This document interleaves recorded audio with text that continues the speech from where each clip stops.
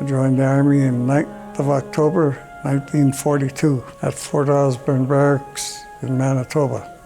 Took training at Portage la Prairie and then took advanced training at Shallow.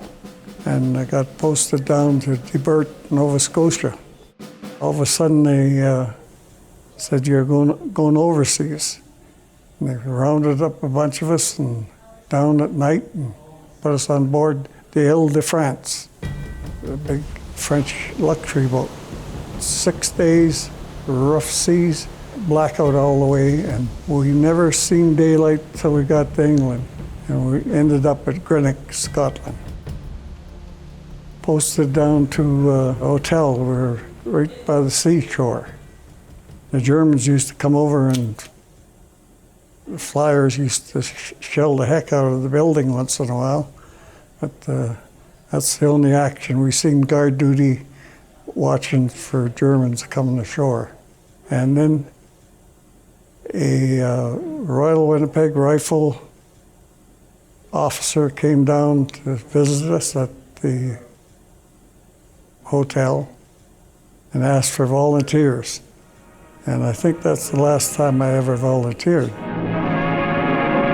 Week by week, until the fateful D-Day, Allied invasion preparation shaped up on a staggering scale. The 1,000,001 details took on a pattern against a backdrop of suspense and anticipation on the part of forces and civilians in Britain and jittery Germans across the Channel. The invasion was on, and we're on board a ship ready to invade France.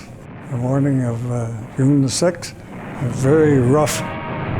The forces of liberation move to their rendezvous with destiny. The invasion is on.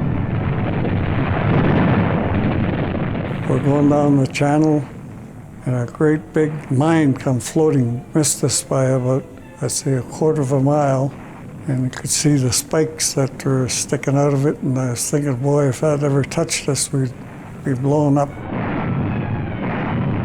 The Germans had built these queer-looking things, like a windmill or cross, and there's explosives set to these things.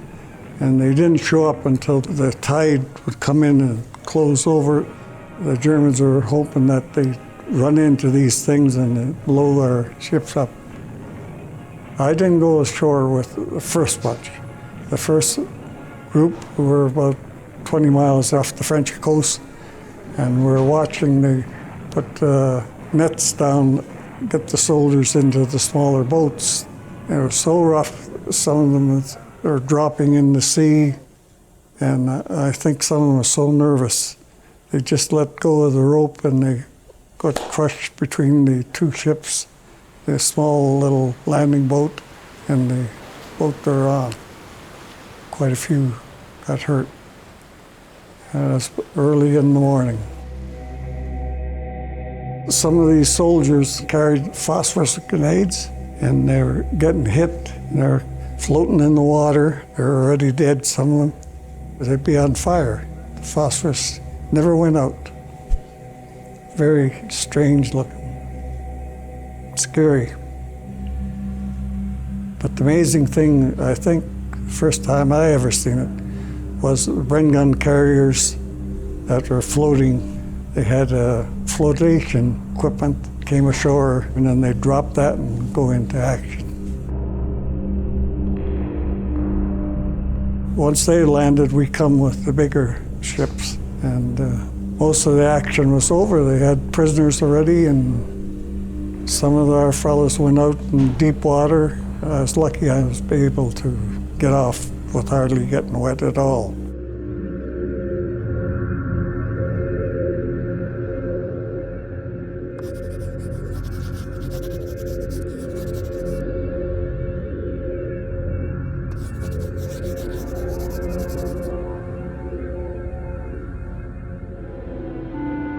Sailing on the same ship, the Ile de France, that I went overseas on and went home on, and it was different.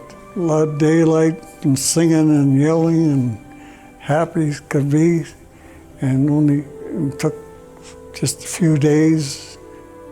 Got on the trains and went back to Fort Osborne Barracks, where I joined up on July 3rd, I think it was, 45.